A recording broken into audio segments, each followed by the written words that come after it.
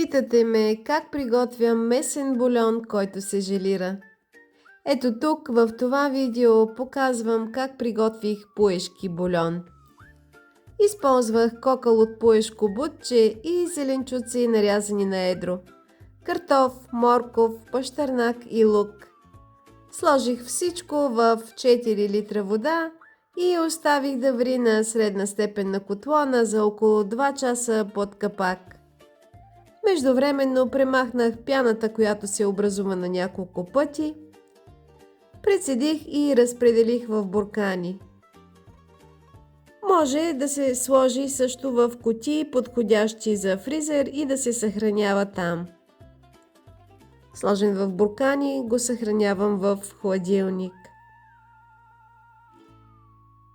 Течността в бурканите се желира след ден-два. От месото и сварените зеленчуци приготвих супичка. Почистих месото от кокъла, то излезна доста. Нарязах зеленчуците на ситничко и супата е готова. Надявам се това видео да ви бъде полезно. За още идеи за готвене може да разгледате плейлистите на акаунта. Хубав ден ви пожелавам!